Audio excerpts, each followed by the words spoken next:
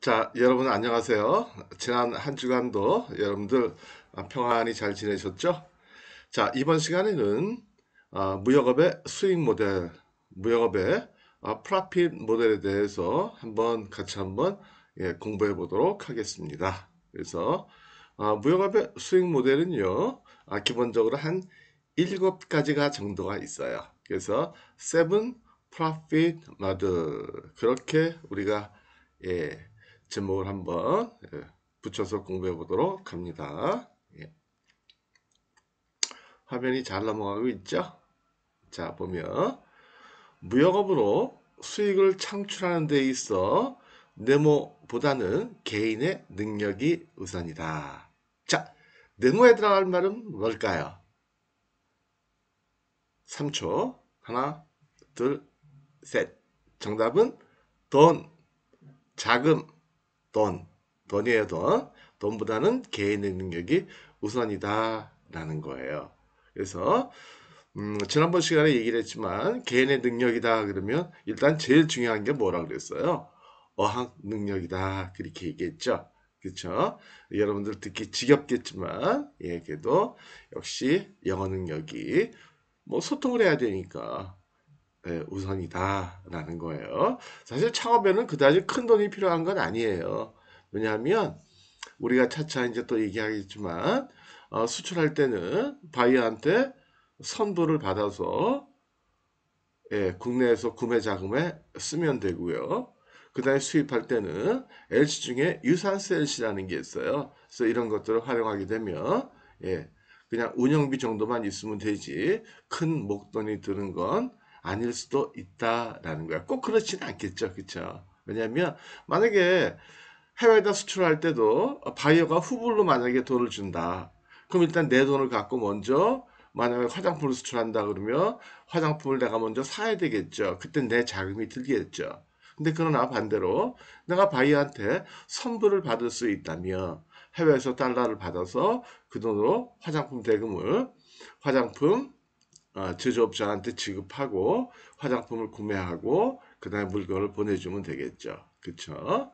마찬가지죠. 뭐 수입도 마찬가지예요. 수입도 외상으로만 수입할 수 있다 그러면 자금이 들 일이 별로 없겠죠. 그쵸? 예.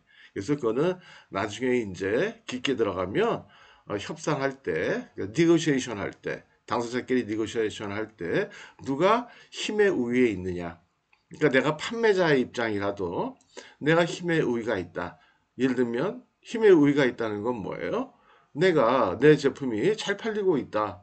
그럼 내가 강력하게 나 선불 아니면 거래 안 해. 이렇게 주장할 수 있는 거고 만약에 내가 수입을 할 때도 내가 비록 수입자지만 내가 힘이 강하다 그러면 나는 후불 아니면 거래 안 해. 물건 먼저 줘. 내가 팔아서 물건 돈 갚아줄게. 이렇게 계약을 할 수도 있다라는 거예요. 그쵸? 예. 그래서 우리가 대금을 결제할 때는 선불이나 후불이나 아니면 선불 후불을 섞어 쓰든지 그렇게 할 수가 있다라는 거죠. 다만 다시 정리해서 말씀드리면 수출상의 입장에서는 뭐가 좋아요? 선불을 받는 게 좋겠죠. 그러니까 내가 수출할 때는 선불이 좋고 그 다음에 내가 수입을 할 때는 후불이 좋다라는 거죠. 그건 당연하겠죠. 그쵸? 여러분이 국내에서 물건을 구매할 때도 마찬가지 아니겠어요. 그쵸? 내가 물건 살 때는 돈 나중에 주고 싶고 내가 물건 팔 때는 선불로 받고 싶고 그런 거 아니겠어요. 그쵸? 근데 어떻게 결정이 돼요, 그게? 음, 당사자끼리 합의에 의해서. 근데 합의를 볼 때 그 과정을 우리는 협상이다 이렇게 얘기를 하는 거고 협상 과정에서 조금 더 높은 위치에 있는 사람, 이니셔티브를 갖고 있는 사람 이런 사람들의 뜻에 의해서 결정이 될 수밖에 없다. 물론 그게 합의가 안 된다면 계약이 성립이 안 되겠죠. 그렇죠? 예, 그런 얘기예요. 이해가 되시죠? 예. 자, 그 다음에 학습 목표 보면은, 그래서 무역업을 창업한 후 수익을 얻을 수 있는 다양한 모델을 공부함으로써 자신의 능력에 따라 창업 후 가능한 빠른 시일 내에 수익을 낼 수 있는 다양한 방법을 우리가 공부해 보고자 한다는 거죠. 그쵸? 그 다음에 학습 목차는요, 이렇게 돼요. 무역업의 수익 모델이 뭐냐. 그 다음에 실제 다양한 수익 모델이 어떤 것들이 있겠느냐라는 거죠. 예, 무역업이라는 거는 자유화가 돼 있다라고 했죠, 우리나라는. 그래서 무역업을 할 때 우리가 라이센스가 필요 없다는 거예요. 따라서 지금 얘기하고자 하는 다양한 수익 모델 7가지 세븐 프로핏 모델을 우리가 실제로 사업에 활용을 할 때 어떤 것들을 적용할지 사업을 할 때 전혀 정부로부터 라이센스 받을 거는 없다. 그냥 편하게 일하면 된다라는 거예요. 그래서 그 7가지가 뭐냐? 첫 번째는 직수출, 직접 수출하는 거죠. 그다음 두 번째는 직접 수입하는 거, 내가 수입하는 거. 예. 그 다음에 세 번째는 수출 에이전트, 수출 에이전트. 그 다음에 네 번째는요, 오파상, 오파상. 그 다음에 다섯 번째는 수출 마케팅 대행업. 여섯 번째는 마케팅 컨설팅. 일곱 번째는 에이전트. 아, 네 번째가 수출 에이전트가 아니고, 이거 하나 바꿔놓을게요. 아이고, 여기서 못 바꾸구나. 여러분들이 좀 바꿔봐요. 미안해요. 좀 전에 내가 수정한다고 했는데, 저장을 잘못했나 봐요. buying office라는 거야. buying office. buying. 물건을 산다 할 때 buying office. 그래서 7가지가 있다. 그래서 지금부터 7가지에 대해서 한번 알아보자. 실제 우리가 어떤 일을 어떤 절차에 따라서 어떻게 해야 되느냐. 그래서 이러한 7가지 수익 모델로 우리가 실제로 수익을 내려면 어떤 일을 어떤 절차에 따라서 어떻게 해야 되느냐라는 걸 한번 알아보자라는 거죠. 예. 그 다음에 밑에 있는 얘기들은 제가 서두에 한 얘기들하고 겹치는 얘기니까 넘어가도록 할게요. 자, 다양한 수익 모델이라는 거는요, 무역업을 통해서 수익을 낼 수 있는 여러 가지의 사업 형태를 얘기한다. 프로핏 모델, 수익 모델, 비즈니스 모델, 마찬가지 얘기예요. 보통은 뭐 비즈니스 모델 이렇게도 얘기하고요, 프로핏 모델 이렇게도 얘기하고, 한국말로는 수익 형태다, 사업 형태다라는 거죠. 그래서 비즈니스 모델, 프로핏 모델이라는 거는 무역업을 통하여 수익을 낼 수 있는 여러 가지 사업 형태다. 그러니까 말로는 그냥 우리가 다 무역 그렇게 무역한다 그렇게 얘기하지만 속을 들여다보면 여러 가지 방법으로 돈을 벌 수 있는 방법이 있다라는 거예요. 그래서 사업 형태를 보면 무역회사가 직접 자기 명의로 수출입을 하고 마진을 목적으로 하는 형태가 있고요. 크게는 제조기업 형태로 수출입하고 우리는 커미션을 받는 그러한 경우들도 있다라는 거죠. 그래서 직접 수출의 경우에는 세 번째 수익 모델의 종류 무역회사 명의로 하고 마진을 취한다. 그러니까 여러분들이 만약에 무역회사를 만들었다. 그럼 여러분들 회사 명의로 수출을 해요. 그러니까 여러분들 회사에 수출 실적이 쌓이는 거예요. 따라서 무역회사 명의로 수출한다라는 거는 뭐냐면 여러분들 회사 명의로 세관에 관세청에 수출 신고를 하고 수출이 끝나고 난 다음에 여러분들한테 수출 실적이 쌓이는 거예요. 수출 실적이 쌓이면 어떤 점이 좋아요? 예. 일단은 정부로부터 포상을 받을 수도 있어요. 실적이 많게 되면. 그 다음에 은행에서 우대금리를 받을 수도 있어요. 달러를 환전할 때 그때도 우대금리 받을 수 있고 뭐 자금을 빌릴 때도 마찬가지고요. 그 다음에 여러 가지 정부 지원 사업에서도 여러분들이 좋은 평가를 받을 수 있다. 그러니까 여러 가지 좋은 면들이 참 많다는 거예요. 그래서 자기 명의로 직접 수출을 한다라는 거고요. 그 다음에 마진을 목적으로 한다. 직접 수입이라는 거는 이것도 무역회사 명의로 여러분들이 직접 수입을 하는 거예요. 여러분들 자금으로 수입해서 마진을 목적으로 한다. 대략 직접 수입을 할 때는 마진율은 대략 한 50% 정도를 아니 50%가 30% 정도를 봐요. 예. 그 다음에 바잉 오피스라는 거는요. 이거는 이제 해외에 있는 바이어를 대신해서 국내에서 물건을 바잉해주는 대신 구매해주는 그러한 한국에 있는 사무소 역할, 에이전트 역할 이런 걸 해주는 거죠. 그러니까 남이 이런 거 똑같은 거예요. 누가 와서 예, 야, 너 저기 어디 백화점 가서 내 대신 쇼핑 좀 해와. 그렇게 목록을 쫙 적어주면 예, 쇼핑 대신 해다 주고 그다음에 커미션 받고. 뭐 이런 거 우리나라도 뭐 그런 거 있지 않나요? 그런 거 있지 않나? 대신 서핑해줘가지고 집에 배달해 주는 거. 뭐 그런 개념이에요. 그러니까 해외에 있는 바이어들이 한국 시장을 잘 모르니까 한국에 있는 어떤 회사를 지정을 해요. 여러분들 같은 무역회사들을 지정을 해서 내 대신 예, 제품 이게 좀 좋은 제품들 추천도 좀 해주고 그 다음에 제조기 업체들하고 내 대신 협상도 좀 해주고 그러니까 가격도 좀 깎아주고 그 다음에 물건이 완성이 되면 뭐 검사도 좀 해주고 인스펙션 뭐 이런 업무들을 한다는 거죠. 그 다음에 수입 오파상이다라는 거는 여러분들 오파상이라는 얘기를 많이 들었을 거예요.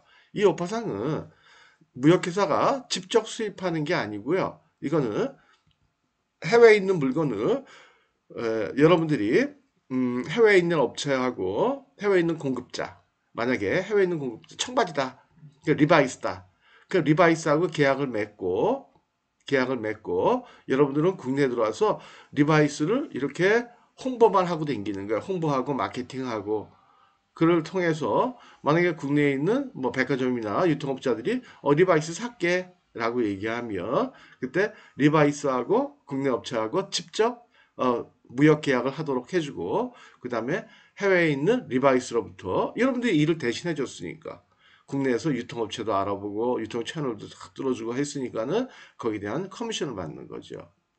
그러니까 직수입하고는 달라요. 직수입이라는 거는 자기가 직접 내 돈 갖고 물건 갖고 들어와서 국내에서 유통하고 판매하고 하는 거 그걸 우리는 수입업자다 그렇게 얘기를 하는 거고 주된 일이 그런 거고요.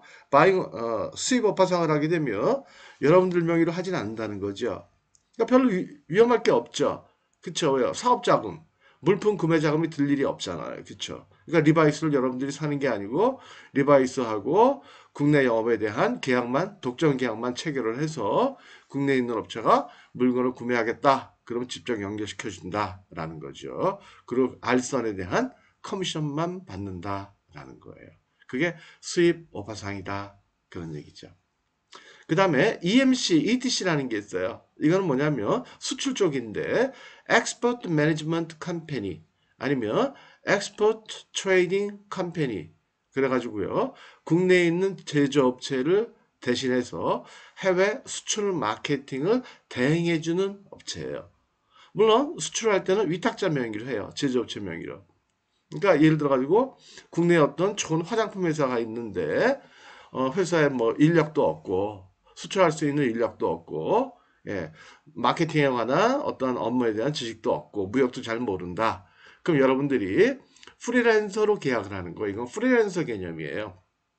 개인이 해도 되고 회사로 해도 되고 프리랜서 개념으로 마케팅만 해주는 거죠. 그러니까 타겟 마켓 정하고 그 다음에 시장 조사하고 그 다음에 또 바이어 찾고 바이어하고 협상하고 그 다음에 계약하고 물론 계약할 때는 국내에 있는 화장품 회사 명의로 계약을 하고 그렇게 쭉 해주고는 그 다음에는 뭘 받느냐 월 얼마씩 피를 받아요.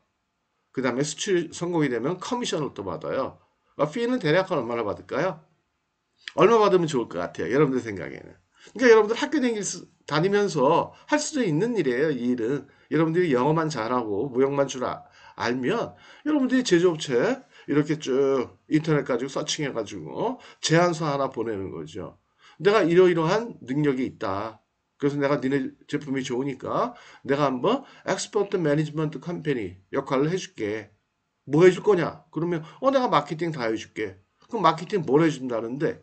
그러면 내가 일단 어느 국가로 선정을 할지 타겟 마켓을 내가 신중히 고르고 그 다음에 그 마켓이 진짜로 적절한 국가인지 내가 한번 시장 조사를 통해서 다시 한번 검증을 해보고 만약에 맞다면 그 다음에 내가 바이어를 찾고 그 다음에 바이어하고 내가 이메일도 교신하고 SNS도 하고 홍보 자료도 만들고 해가지고 내가 협상도 하고 그 다음에 계약도 체결하고 그 다음에 계약 체결할 때도 예, 그때는 뭐 제조업체 명의를 해주지만 어쨌든 체결할 때 내가 도와주고 그 다음에 물건 선적하는 것도 내가 포워더를 통해서 포워더라고 알아요? 예, 운송 대행업체. 우리가 해외로 물건을 운송할 때는 포워더를 쓰게 돼요. 우리가 급할 때는 페덱스를 보내죠. 마찬가지로 배로 운송하거나 항공으로 운송할 때 수출함으로 운송할 때는 포워더라는 그 대행업체들이 있다는 거예요. 그럼 아주 쉽게 할 수 있어요. 운송은 어렵지 않아요. 어쨌든 그것까지 해주겠다. 그렇게 얘기하고 한 달에 대략 한 1,000불 정도를 받아요. 월급으로. 그 다음에 수출이 성공이 되면 성공, 인센티브, 수출 금액의 한 2, 3% 정도. 아, 괜찮죠, 그쵸? 갑자기 귀가 확 튀나요? 한번 하면 좋을 것 같죠, 그쵸? 그 대신 이거 어학을 잘해야 돼요. 어학을. 음, 음. 미국에서는 이런 제도가 아주 발달을 했어요. 제조하는 회사는 제조만 하고, 그 다음에 마케팅을 잘하는 회사들이 이렇게 EMC 역할을 해주는 거죠. 예. 그래서 이게 미국부터 시작된 제도예요. 미국에서부터.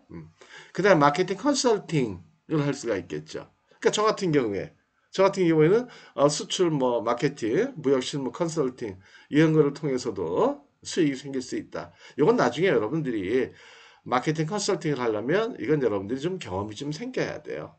경험이. 예. 그 다음에 수출 에이전트. 이거는 이제 국내 제조업체하고 계약을 체결하고, 예. 이거는 여러분들 회사가 여러분들 회사 명의로 마케팅을 쭉 하는 거예요. 그래서 거래 알선. 거래 알선이 뭐라는 거 알죠? 예, 바이어 찾고 뭐 하고 이렇게 쭉 하고, 예. 실제 계약을 할 때는 바이어하고 국내 제조업체하고 직접 계약하도록 그렇게 만들어지는 거죠. 그걸 바로 수출 에이전트다 그렇게 얘기한다는 거예요. 이해가 되시죠? 대개 이제 이런 얘기들이에요. 자, 그러면 조금 더 구체적으로 한번 알아보도록 할게요. 자, 먼저 직수출이란 뭐냐? 직수출이란 내가 좀 읽어볼게요. 직접 수출이란 국내 무역업자가 국내 물품 공급업자로부터 제품을 구매하여. 근데 물론 선구매한다. 구매해서 내 창고에 쌓아놓는다. 그런 개념은 아니에요. 어쨌든 나중에라도 돈 주고 직접 사긴 산다. 그런 뜻이에요. 미리 사든 나중에 사든. 예. 그래서 자신이 결정한 일정 수준의 마진을 더하여 대개 마진을 몇 프로 정도 넣을까요? 그냥 뭐 좀 제품마다 다르겠지만 산업재가 아니고 일반적인 소비재다. 소비재 그럼 뭐예요? 뭐 식품이나 뭐 화장품이나 문구나 왕구나 뭐 신발이나 뭐 의류나 뭐 이런 것들 대략 한 15% 정도? 15% 정도 마진을 더하는 거예요. 그러니까 10,000원에 사면 바이한테 얼마에 지셔요? 11,500원.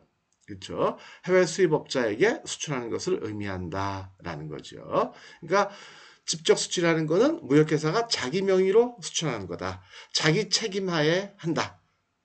그쵸? 그 다음에 또 하나는요. 직접 소유권에 이전을 시킨다. 요 세 가지가 중요해요. 뭐가요? 첫 번째, 자기 명의로 한다. 계약의 주체가 된다. 수출할 때 수출 신고를 직접 한다라는 거예요. 그 다음에 자기 책임하에 한다. 만약에 수출하는 과정에서 클레임이 발생을 하면 물건에 대해 하자가 있다. 아니면 대금을 뭐 미처 못 받았다. 이런 것들 다 자기 책임이라 그런 얘기예요. 그 다음에 소유권 이전을 시킨다. 내가 사서 내가 직접 판다라는 거죠. 내가 물건을 직접 넘겨준다라는 거예요. 그래서 업무 절차를 보면 일단은 제조업체와 거래 조건을 협상을 먼저 해야 돼요. 여러분들이. 만약 여러분들이 원단을 수출하겠다. 원단, 텍스타일, 수출하겠다. 그러면 국내에 있는 제조업체하고 얼마에 할지, 그 다음에 퀄리티는 어디까지 맞출지, 포장은 어떻게 할지, 그쵸? 그 다음에 결제는 어떻게 할지, 라는 협상을 하고, 그 다음에 계약을 체결해야 돼요. 그렇겠죠, 그쵸? 그 다음에 바이어와 수출 계약을 체결을 한다라는 거예요. 물론 협상을 통해서. 근데 물론 첫 번째, 두 번째는 바뀔 수 있어요. 예. 바이어하고 계약을 먼저 체결하는 경우도 있긴 한데 대개는 국내 제조업체하고 먼저 체결을 해야 되겠죠. 그쵸? 왜요? 바이어하고 계약 체결했는데 해놓고 제조업체한테 얘기했더니 나 계약 안 할래. 그러면 큰일 나잖아요. 그쵸? 말도 안 되는 상황이 생기잖아요. 그 다음에 대금을 여러분들이 받고 그 다음에 제품을 인도해주고, 아니면 제품을 바이어한테 먼저 넘겨주고 그 다음에 대금은 나중에 받고. 그러니까 이거는 계약할 때 셀러 바이어가 계약할 때 선불이냐 후불이냐에 따라 가지고 대금 수취가 먼저냐, 그쵸? 그러니까 먼저 돈을 받아내느냐 아니면 물건을 먼저 줘야 되느냐, 선불이냐 후불이냐가 결정이 된다라는 거죠. 그건 알죠? 선불이라는 건 뭐예요?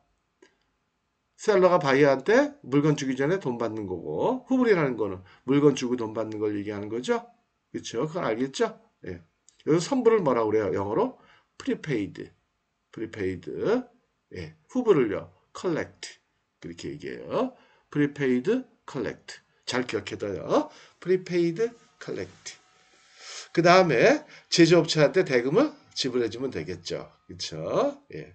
아니 뭐 제조업체한테 선불로 하게 됐다면 미리 줘야 되겠죠. 근데 그렇게 하면 안 되겠죠. 그렇죠? 그래서 가장 바람직한 거는 셀러 입장에서는 제조업체하고 거래 조건 및 협상 및 계약을 체결하고 그 다음에 바이어한테 선불 받고 계약하고 선불 받고 그 다음에 나중에 물건 보내주고 그 다음에 돈 받고 그 다음에 제조업체한테 정산해주고 하는 게 가장 좋겠다라는 거예요. 그래서 만약에 이런 절차로 할 수 있다. 그러니까 다시 말하면 바이어한테 돈 받아서 물건 보내주고 그 다음에 제조업체한테 돈을 줄 수 있다. 이렇게만 거래할 수 있다면 결제가 여러분들이 한번 학교 다니면서도 한번 시도를 해볼 수 있겠죠. 그렇죠? 지금 뭐 무역업이 자유화되어 있다고 그랬잖아요. 그러니까 여러분들이 뭐 학생이냐 뭐냐 이런 거 물어보지도 않아요. 그냥 회사인 것처럼 해서 명함 만들어서 여러분들이 활동하면 되는 거예요.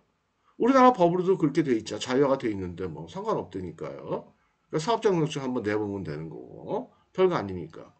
학생들은 사업자등록증 안 내주나요? 내준다니까요. 예. 지난 시간에 얘기 다 했죠. 예. 그래서 그렇게 하면 돼요. 자, 마진율은 대략 한 5 내지 10% 이렇게 써놨는데 이거 두 개 더 하면 돼요. 한 15% 정도다. 그렇게 보면 돼요. 한 15%.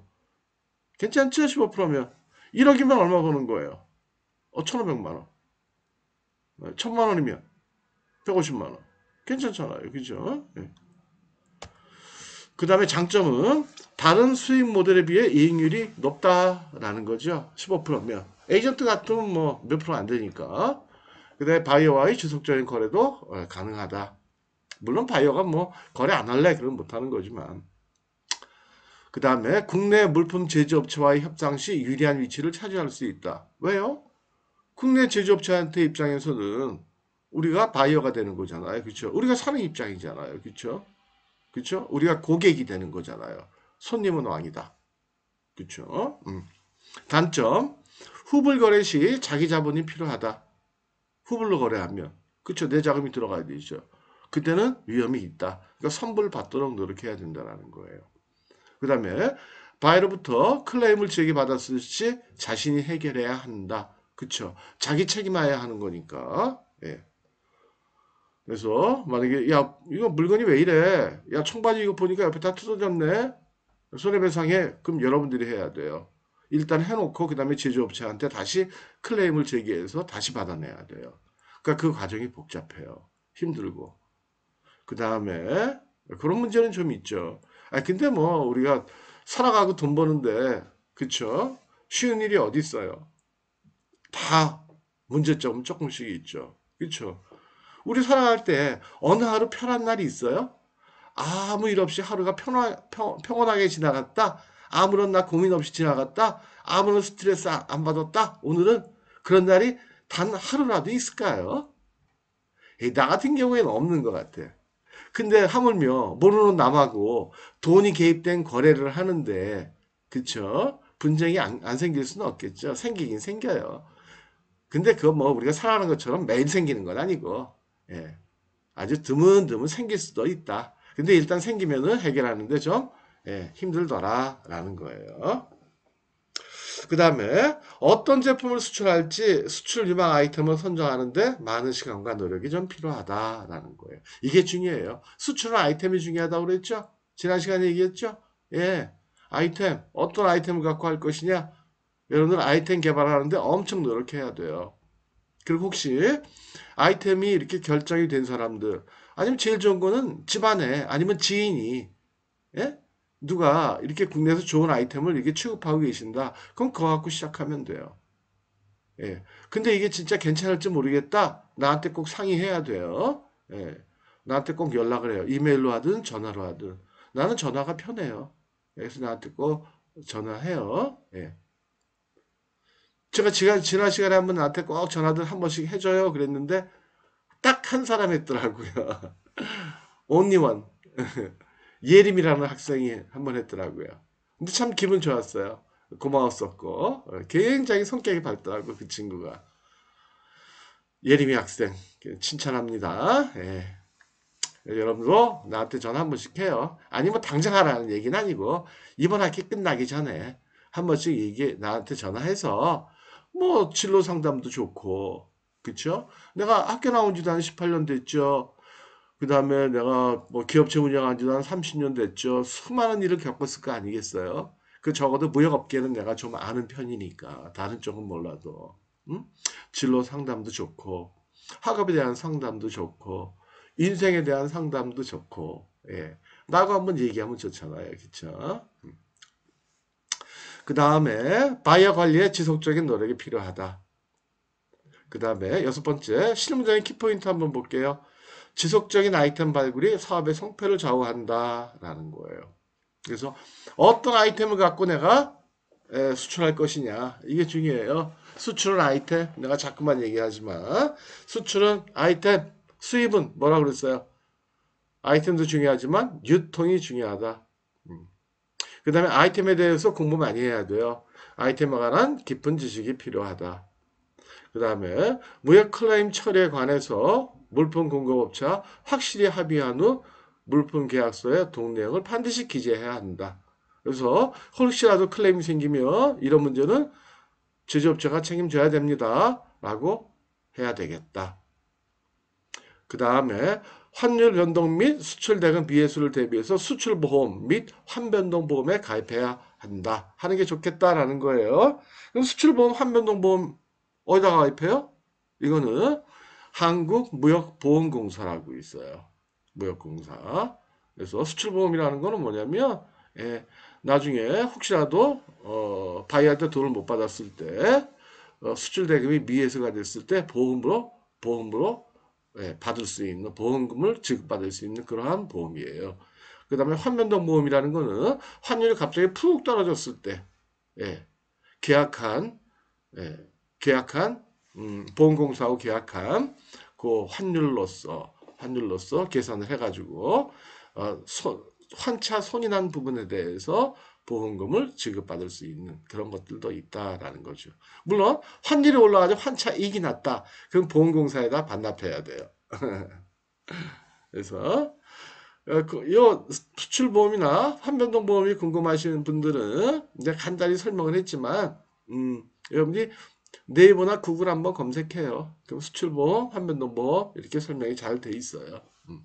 뭐 별 얘기는 아니에요. 수출보험이라는 거는 수출 대금이 미회수 될 때를 대비해서 미리 보험을 들어놓는 거. 그래서 아무런 이유 없이 바이한테 돈을 띄었다. 그럼 보험금으로 지급받을 수 있다라는 거예요. 외상거래 같은 경우에. 환변동보험이라는 거는 환율 변동에 따른 위험을 리스크를 커버하는 보험이다. 즉 쉽게 얘기하면 환율이 떨어져가지고 내가 손해를 봤다. 그런 거를 보험금으로 지급받을 수 있는 거. 그 다음에 바이어와의 대금 결제 협상 시에 각별히 유의해야 되겠다. 그래서 우리가 수출할 때 여러 가지 대금 결제 방식이 있지만 지난 학기에 대금 결제 방식 나하고 같이 사이버 무역 공부한 사람들은 알겠죠. 근데 사이버 무역 지난 학기에 안 들으신 분들은 대금 결제 방식 꼭 여러분들 공부해야 돼요. 공부해야 돼요. 그래서 크게는 세 가지가 있다고 그랬죠. TT 방식, 그 다음에 컬렉션 방식, LC 방식. TT 방식은 선불, 후불, 그 다음에 혼합 방식. 그 다음에 컬렉션 방식은 DP 방식, DA 방식. LC 방식이라는 거는 S사이트 방식, 유선수 방식. 이렇게 여러 가지가 있다라는 거예요.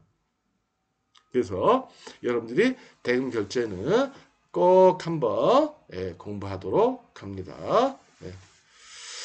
자, 지난 학기 그 교재는 제가 올려놨다고 그랬죠? 유튜브에다가. 자, 그 다음에 직접 수입. 직접 수입은요. 직수입은 뭐예요? 직수입이라는 거는 해외 무역업자가 해외로부터 물건을 자신의 명의로 수입하여 일정 마진을 더하는 국내에서 판매하는 것을 의미한다. 뭐가 중요하다? 유통이 중요하다. 그쵸? 사온 거는 누구나 사와요. 그쵸? 근데 사와서 팔아야지 돈이 남잖아요. 그쵸? 예. 자, 내가 오늘은 아주 그냥 강의 들어가기 전에 목욕 재개까지 했어요. 그래서 머리도 싹 드라이하고, 그 다음에 아침에, 와이셔츠 입고, 지난번에 와이셔츠를 안 입어서 내가 좀 미안하더라고요. 그래서 넥타이도 맬까 그랬는데, 넥타이 매면 말할 때 좀 불편해요. 그래서 넥타이까지는 안 하고 흰색 셔츠를 입은 거예요. 어때요? 괜찮아요? 소통이 되면 좋은데, 그쵸? 자, 그 다음에 업무 절차는 일단 첫 번째, 국내 유통망을 확인하는 게 중요해요. 그 다음에 또 하나, 메모 하나 해놔요. 수입 요령을 확인해야 돼요. 수입 요령이라는 건 뭐냐면, 통관 절차, 뭐 세금, 그 다음에 통관할 때 뭐 추천을 받아야 되는 품목인지, 여부들, 이런 것들을 미리 확인해야 돼요. 왜냐면, 지난 시간에 얘기한 것처럼, 우리가 수입할 때는 수입이 제한되는 품목들이 좀 있다라는 거예요. 이해가 되죠? 예, 제한되는 품목이 좀 있다. 그래서 그런 것들 수입 요령이다 그렇게 얘기해요. 만약에 여러분들이 러시아에서 동태를 수입하겠다 아무나 수입할 수 있는 건 아니에요. 그 다음에 통과하는 절차가 좀 까다로워요. 검역도 하고 막 그래요. 미리 알고 있어야 되겠죠. 너무 어렵거나 그러면 포기해야 되겠죠.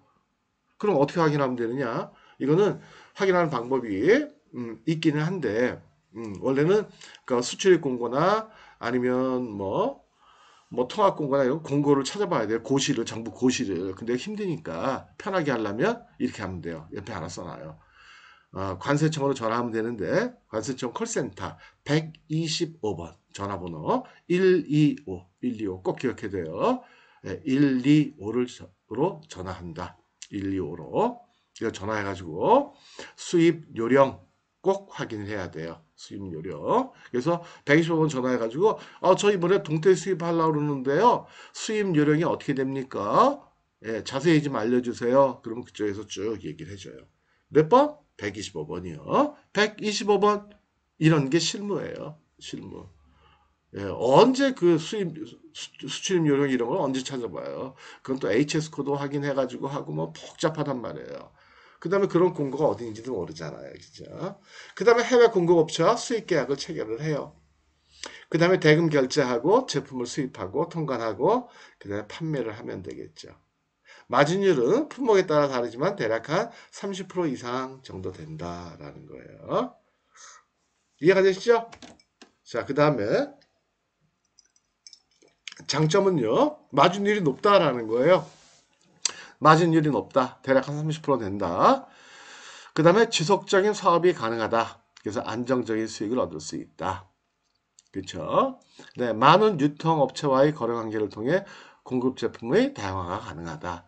그러니까 유통업체들 거래하다 보면 이것도 한번 좀 수입해 줘 보실래요? 이런 의뢰들이 들어온단 말이에요. 단점은요. 자기 자금 및 조직이 필요하다. 그쵸? 수입 대금 준비해야죠. 어쨌든 주긴 줘야 되니까. 물론 후불로 한다면 괜찮겠죠. 그쵸? 아니면 조금씩 하면 돼요. 조금씩.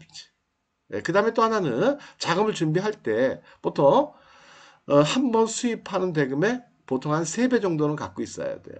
그러니까 내가 이번에 미국에서 건강보조식품을 내가 수입하겠다. 비타민 같은 거 수입하겠다.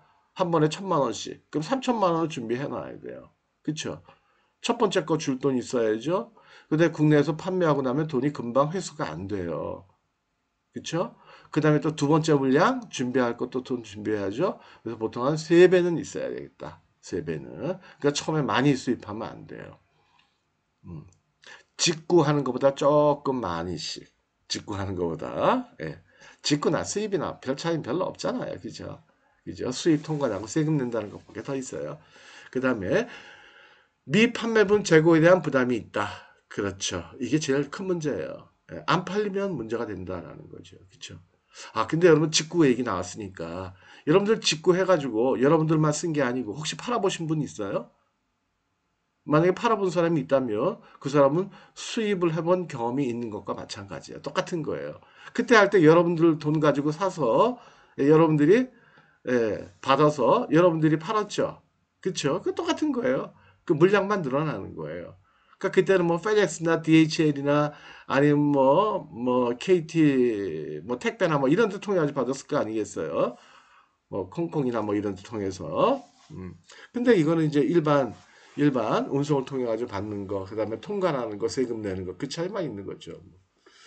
그다음에 판매되는 회수에 시간이 걸린다. 그래서 자금 부담이 가중된다. 그래서 아까 300% 준비하라고 그랬죠. 수입 제품 하자가 있을 시 해결이 어렵다라는 문제가 좀 있다는 거예요. 그렇죠? 이건 뭐 수출이나 마찬가지죠. 어쨌든 직수출, 직수입하게 되면 이러한 클레임이 문제가 될 수도 있다. 그 다음에 실무 키포인트를 보면 첫 번째, 이게 제일 중요하죠. 국내의 유통망을 확실하게 확보하는 수입해야 된다. 유통이 확보가 안 되면 수입하면 안 돼요. 그쵸? 예. 오늘 이렇게 보기 좀 많이 마르네. 예. 미안해요. 나 조금만 좀 마실게요. 여러분도 좀 마셔요. 내 강의 들을 때는 제일 편하게 들어요. 너무 긴장하지 말고 그냥 과자도 먹고, 그쵸? 커피도 마시고, 강아지도 옆에 안고, 그래서 편하게 들으면 돼요. 어려운 게 없다고 그랬잖아요. 그냥 차근차근 들으면 이해가 되니까. 예.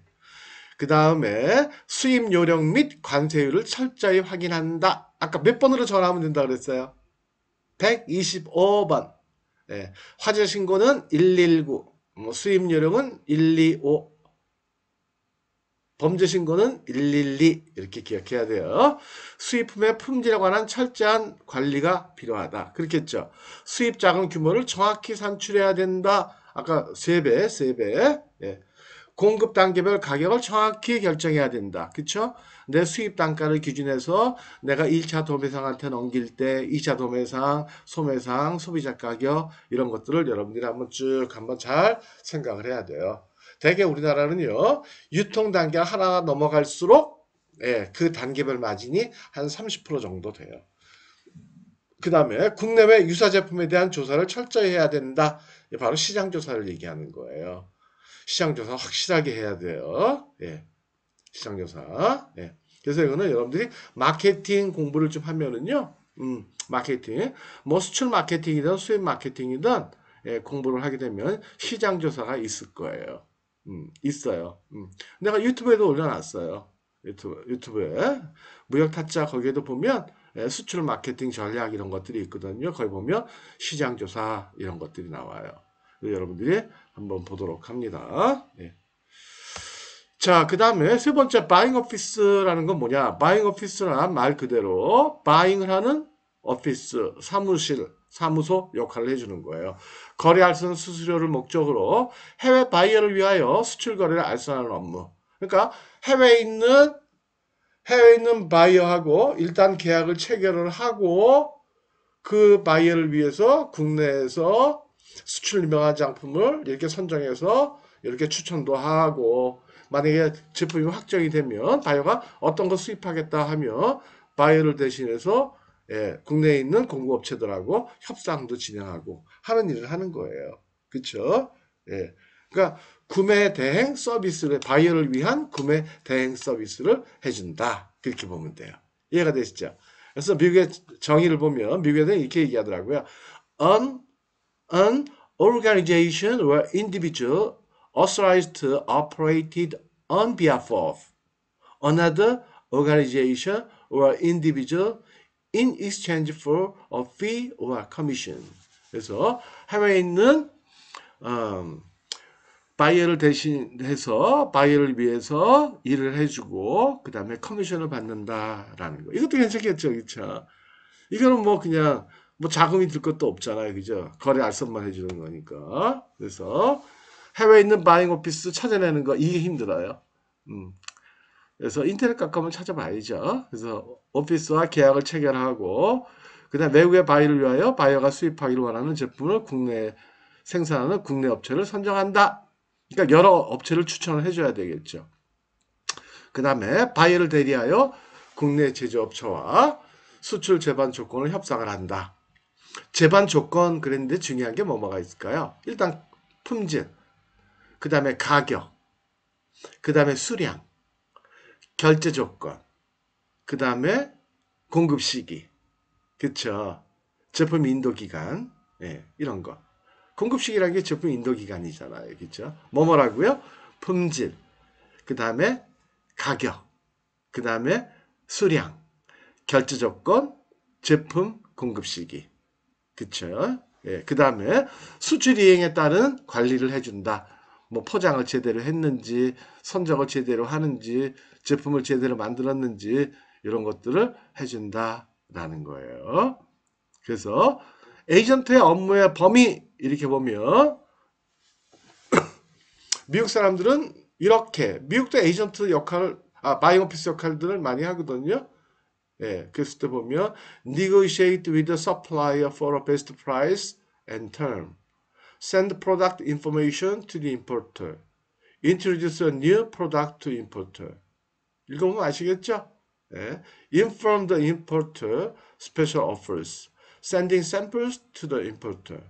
그렇죠? Place order under one LC if there is more than one supplier.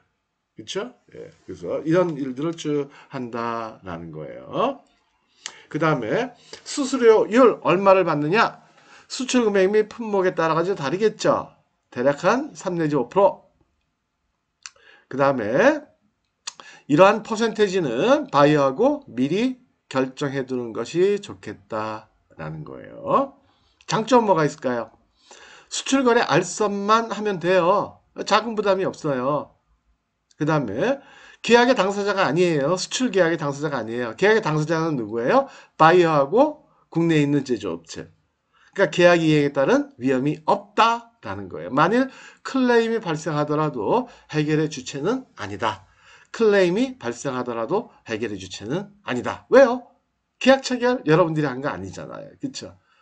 단점은 직접 수출에 비해 수수료가 일반적으로 적다.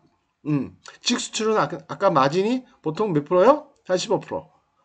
그런데 이거는 대개 한 2, 3%, 5%그 정도. 예. 그 다음에 해외 바이어의 일방적인 계약 해지의 위험이 있다. 물론 계약에 따른 계약서는 또 쓰겠죠. 그쵸? 그러니까 바잉 오피스 역할에 대한 계약서는 쓰겠죠. 기간도 정하고. 근데도 일방적으로 파기하는 경우들이 좀 있더라라는 거예요. 그렇죠? 그래서 좀 그런 것들이 위험하더라. 그 다음에 실무적인 키포인트는 사업 시작 전에 반드시 해외 바이어와 독점 에이전트 계약을 체결해야 돼요. 독점으로. 그렇죠? 안 해놓으면 나중에 딴 사람하고 또 이상한 짓 하면 안 되잖아요. 그렇죠? 네. 둘이서 눈 맞으면 안 되니까 다른 사람하고. 수출하는 품목에 대한 정확한 지식이 필요하다. 품목 공부 엄청나게 해야 돼요. 그 다음에 정기적인 시장 조사 보고서를 작성하여 바이어한테 제공해야 한다. 그쵸? 그래야 이 사람 일 잘하네. 믿을만 하네. 계속 할 수 있겠죠? 그 다음에 국내 제조업체와의 수출 협상은 바이어의 입장에서 빈틈 없이 진행해야 된다라는 거예요. 바이어 입장에서 지속적인 바이어 관리에 이해해야 되겠다라는 거예요. 그 다음에 수입 오파상을 보면요. 수입 오파상은 해외의 제품을 국내 수입 거래를 알선하는 게 주요 업무다. 해외 제품을 국내에다가 수입 거래를 알선해 주는 거다. 그러니까 이것도 내 돈 드는 게 아니다. 그러니까 수입 에이전트다. 그렇게 볼 수도 있어요. 그러니까 우리가 보통 수입 오파상 그러면 모르는 사람들은 무역회사 이렇게 하는데 다른 거예요. 그러니까 시중에도 보면 뭐 그런 책들이 있더라고요. 뭐 오파상 시작하기 해놓고는 보면 무역하는 얘기야. 그건 다른 얘기예요. 명확하게 구분은 되는 거예요. 근데 사실 실무에서는 그냥 뭐 업화상 이렇게 딱 이렇게 구분 안 하는 분들도 많기는 해요. 근데 정확하게 구분하면 업화상이라는 거는 수입 거래 알선만 하는 거고 직수입은 내가 직접 수입하는 거를 얘기하는 거예요. 엄청 차이가 있는 거죠. 그렇죠? 하나는 거래에 따른 위험이 없는 거고 이건 있는 거니까. 그래서 업무 절차를 보면 수입 유망 품목 및 해외 공급업체를 발굴하는 거예요. 그래서 두 번째 독점 계약을 체결하고 그 다음에 국내 실수요자를 발굴을 하는 거예요. 그러니까 샘플이나 아니면 카탈로그 이런 것들을 쭉 자료를 받아가지고 홍보자를 받아가지고 국내에 있는 유통업체들 쭉 만나가지고 야 이런 거 있는데 한번 수입해볼래? 수입해볼래? 이렇게 하면 하는 거죠. 그래서 누가 국내에서 실수요자가 정해졌다.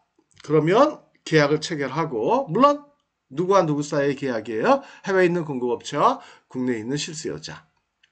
그 다음에 국내 실수요자와 해외 공급업체와의 계약이 체결이 되고 그 다음에 수입 업무를 하고 그 다음에 커미션을 받는다. 그래서 수수료는 대략 한 5% 정도 되겠다라는 거예요. 예. 이해가 되시죠? 이해가. 예. 자, 오파상 그런 거. 오파상 별로 어려울 거 없죠. 오파상. 그래서 뭐가 차이가 있어요? 직수입하는 거하고 누구 명의로 하느냐. 다시 말하면 수입 대금을 누가 지불하느냐. 누구 책임으로 하는 거냐.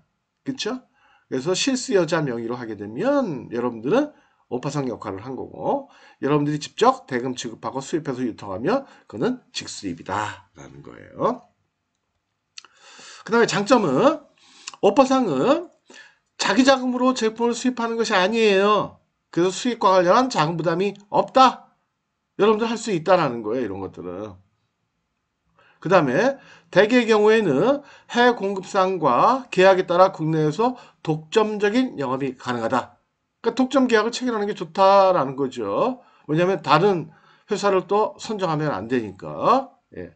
그래서 조금 더 아까 5%보다 조금 더 높은 수수료를 받을 수도 있다. 그 다음에 단점은요. 직수입 판매에 비해 기재 수익이 좀 낮다라는 거예요. 직수입 판매는 아까 몇 프로요? 30%. 기본적으로. 더 받아도 되겠죠. 네, 그러나 30% 정도. 계약 당시 계약 종료와 관련하여 공급자 측의 일방적인 해지가 가능하도록 되어 있는 경우가 있어요. 그래서 갑작스러운 사업 중단의 우려가 있다라는 거예요. 이건 애초에 계약을 할 때 해외에 있는 공급자가 강력하게 일방적인 해지에 대한 내용을 늦차고 그러는 경우들이 많더라고요. 그런 계약서를 저는 많이 봤어요. 그건 불공정한 거죠. 그렇죠? 그러나 어쨌든 할 수 없죠. 뭐. 그 다음에 실무 키포인트를 보며 사업 개시 전 해외의 공급업자와 반드시 독점 판매 계약을 체결해야 한다. 특히 계약 기간, 연간 수입량, 독점 지역 등에 관해 신중히 정해두는 것이 좋겠다. 그래서 또 하나 언제든 사업이 중단될 수 있다는 사실을 명심하여 지속적인 다른 아이템 개발, 다른 업체 개발 노력해야 되겠다. 그 다음에 국내 유통망 관리 및 국내외 경쟁자 분석에도 여러분들이 지속적으로 힘을 써야 되겠다라는 거예요. 이해가 되시죠? 네. 오늘 아주 그냥 중요한 거 배우는 거예요. 네. 그 다음에 ETC, EMC, Export Management Company, 엑스퍼트, 예. 그래서, 뭐, 트레이딩 컴퍼니, 뭐, 그렇게도 얘기하고요. 저기는 뭐냐? 무역회사가 제조기업의 수출 부서로서 역할을 해요. 프리랜서, 출근을 안 하는 거예요. 그래서 수출 부서 혹은 수출 요원으로서 활동을 하는 거다. 특히 해외 수출 마케팅 업무를 전담한다. 여러분들이 이거 하려면 무역 잘해야 되고 일단 영어를 잘해야 된다고 그랬어요. 그렇죠? 그래서 영어로 표현한다면 independent private firms that act like an export department for several manufacturer and producer. 그러니까 여러 회사를 한꺼번에 여러분들이 담당할 수도 있다. 한 달에 얼마 받는다고요? 한 1,000불 정도. 3개 맡으면 3,000불. 괜찮죠? 그렇죠? 그래서 여러분들 꼭 한번 이거 한번 트라이 한번 해봐요. EMC가 제조업체를 위하여 마케팅을 할 때 대개의 경우는 제조업체 명의로 하지만 무역업체 명의로 하는 경우도 있기는 해요. 있기는 한데 대개 제조업체 명의로 해요. 그 다음에 이 제도는 미국 상무성에서 시작하여 현재도 미국에서는 매우 활성화되어 있어. 그 다음에 또 동제도를 위한 특별법도 제정하여 운영하고 있어요. 근데 우리나라는 이게 많이 활성화가 안 돼 있어요, 아직. 예, 근데 원하는 업체들은 많이 있어요, 찾아보면. 그 다음에 우리나라 같은 경우에도 중소기업청에서 지원하는 경우들이 있었거든요. EMC 비용이 한 1,000불 되니까 중소업체들이 부담이 되잖아요. 일부를 지원을 해줬었는데 그게 지금 그 사업이 중단됐어요. 그 다음에 수요 보상은 해외 제품의 국내 수익권을 알선하는 것을 주요 업무로 한다. 이게 왜 나왔어 갑자기? 그 다음에 업무 절차를 보면요. 수출 유망업체를 발굴을 하고 이게 어렵겠죠. 그러니까 인터넷 많이 검색하고 국내 전시회 많이 댕겨봐야 돼요. 전시회 댕기다가 내가 어학도 이 정도 하고 해외에서 내가 이렇게 살아봤고 그 다음에 이 품목에서 내가 잘 알고 이거 내가 한번 EMC 역할 해줄게. 나 무역도 알고 그러니까 나한테 한번 맡겨보세요 하고 얘기하면 돼요. 여러분들 실제로 무역 잘 모른다고요? 걱정할 거 없어요. EMC 계약만 체결하면 그 다음에 하나하나 나한테 물어봐 가면서 하면 돼요. 하나하나. 내가 가르쳐주는 거 별로 어렵지 않아요. 그냥 그때그때마다 한 2, 3분씩만 통화하면 돼요. 2, 3분씩만. 협상할 때 이거 해요. 그럼 그거 하면 되는 거고 계약서 쓸 때 이렇게 써요. 그럼 그렇게 쓰면 되는 거고 그러니까 바이오 찾을 때는 어떻게 찾아요? 우리 물론 이제 바이오 찾는 것도 공부할 거예요. 미리 공부하고 싶은 사람들은 유튜브 가서 보면 되는 거고. 예. 자, 그 다음에 EMC 계약을 체결을 해야 되겠죠. 국내 업체하고. 계약 체결 안 하면 돼요. 그쵸? 안 하면 안 돼요. 그쵸? 모든 건 계약이에요. 예. 이제 여러분들이 사회생활 하게 되면 돈과 관련된 모든 일은 다 계약하는 거예요. 돈과 관련이 안 되더라도. 예. 확실하게 해두려면 계약을 체결하는 게 좋겠다. 계약이 일상화가 돼야 돼요. 그 다음에 해외 바이어 발굴하고 무역계약 체결하고 수출 업무 관리하고 커미션 받고 그쵸? 그래서 수익은 매달 한 60에서 80만 원인데 요새 한 1,000불 받아도 돼요. 괜찮아요. 1,000불. 수출 성공 시 선적금액의 3% 인센티브를 받을 수도 있다라는 거예요. 이해가 되시죠? 장점은 월 고정 비용 및 수출 성공 시 커미션, 인센티브를 받을 수 있다라는 거예요. 그 다음에 한 회사에 소속되지 않고 동시에 여러 제조업체의 EMC 역할이 가능하다. EMC. Export Management Company 역할이 가능하다라는 거예요. 그 다음에 해외 마케팅에 소요되는 비용을 제조업체가 부담하는 거예요. 여러분들이 부담하는 돈은 없어요. 예, 여러분들은 뭐 홍보자료 만들고 그 다음에 뭐 시장 타겟 마켓 정하고 바이어 찾고 뭐 그러면 되는 거예요. 그 다음에 여러 제조업체 단점은 여러 기업체 마케팅을 수행할 경우에는 품목에 대해 공부하는데 시간이 좀 많이 걸린다는 거죠. 그 다음에 여러 가지 관리 문제도 좀 투여되는 시간이 많을 수도 있다. 실무 키포인트를 보면 수출 유망업체 발굴에 최선을 다해야 한다. 그래서 전시회 많이 쫓아다니면 돼요.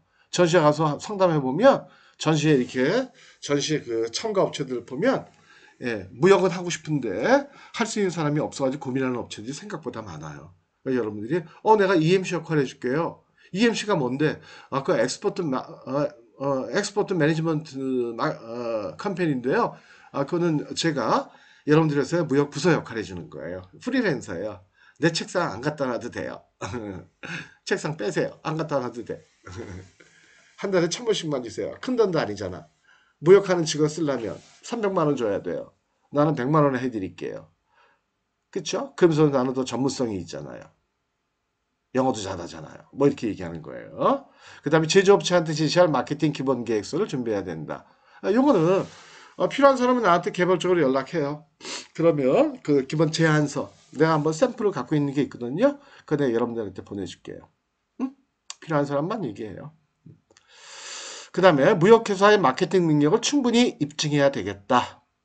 그 다음에 제조업체한테 수출이 성공하기까지는 시간이 소요된다. 대략 6개월에서 1년은 걸립니다. 라는 걸 미리 얘기해야 돼요. 왜냐면 제조업체들이 그쵸 매일매일 전화해가지고 어떻게 했어? 어떻게 했어? 매일매일 에이 그거 감당 못한단 말이에요.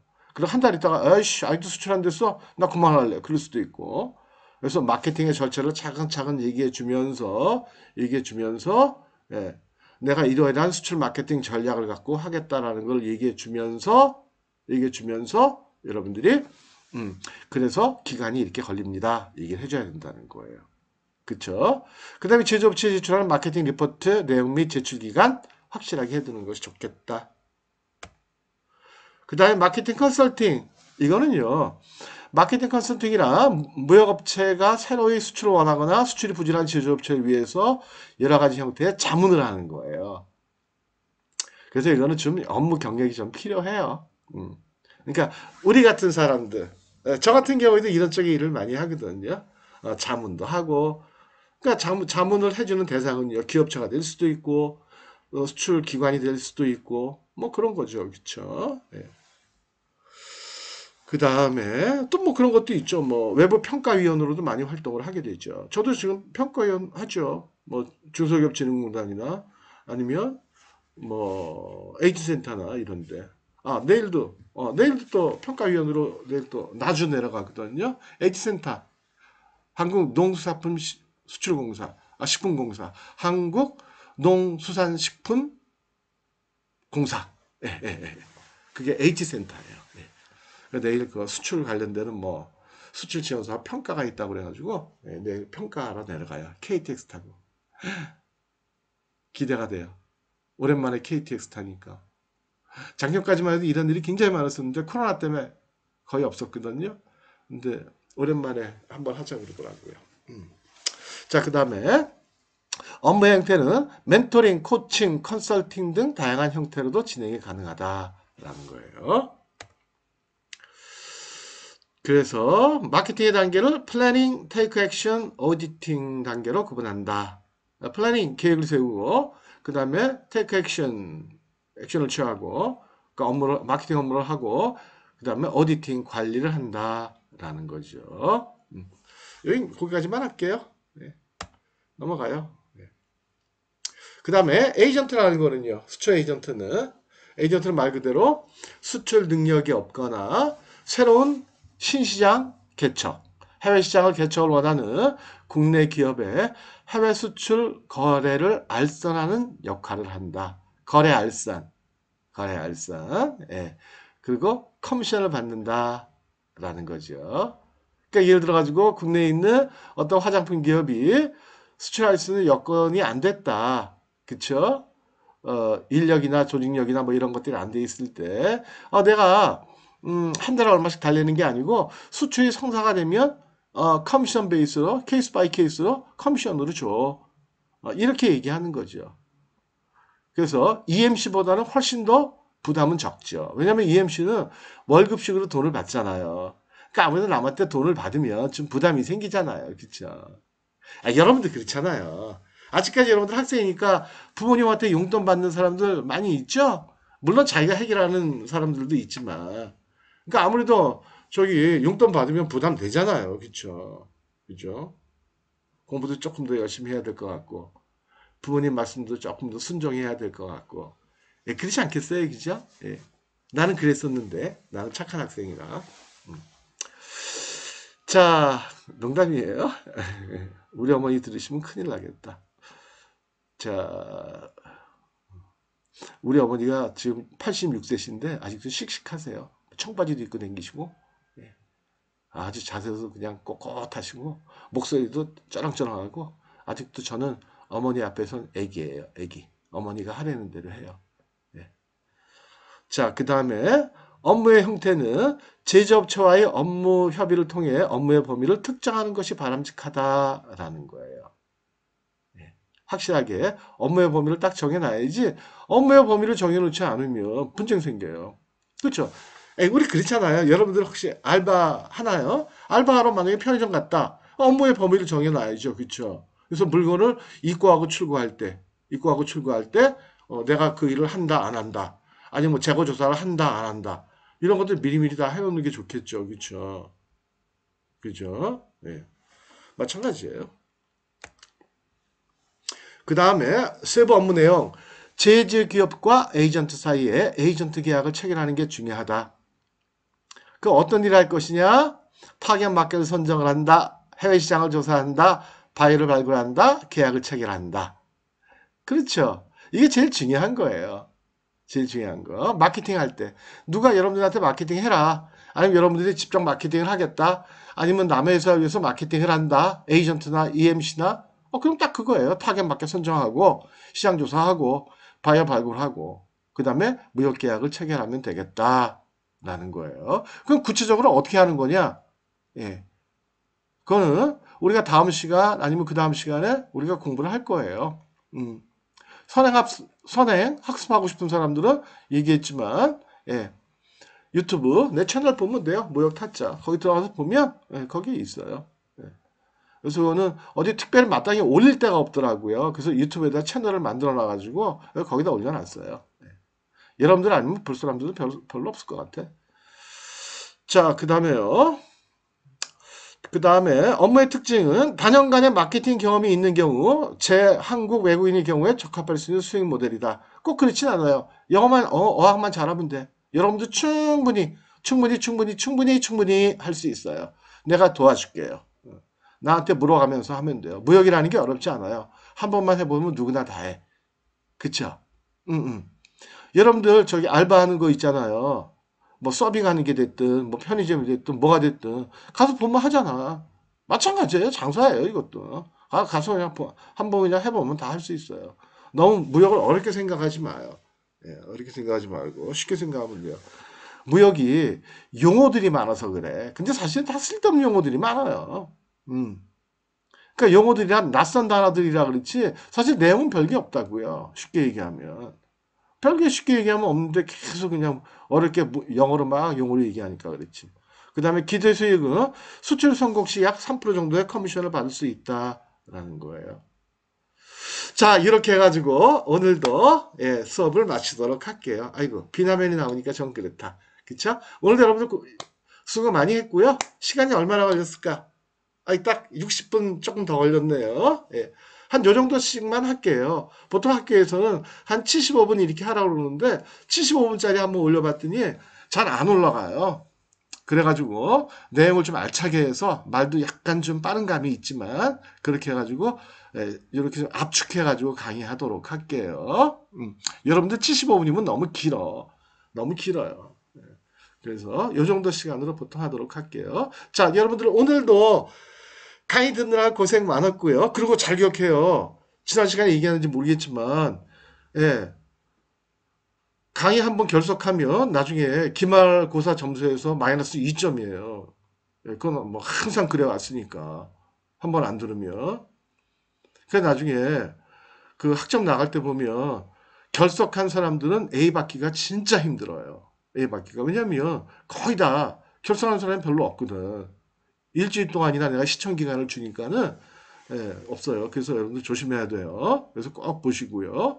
그 다음에 되돌려 보시기도 하고, 그 다음에 잘 모르는 분들은 무역 실무, 저기 사이버무역 안 들으신 분들은 사전 선행학습 한번 유튜브도 잘 찾아보고 그렇게 그래서 무역 타짜, 무역 타짜 들어가서 보면 되니까.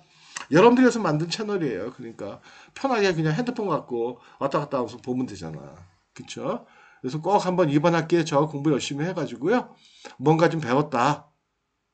인생에 좀 도움이 되겠다. 네, 그런 생각이 들 수 있도록 나도 최선을 다할 거예요. 최선을 다해서 강의할 테니까 여러분들 그렇게 하시도록 합니다. 그리고 이렇게 또 강의한 내용도 제가 다 유튜브 채널에 또 올려놓을 거예요. 예. 또 그래야 또 다른 사람도 보고 하니까. 어쨌든 자 오늘 수고했고요. 오늘도 여러분들 즐거운 날 오후 해피데이 마치도록 할게요.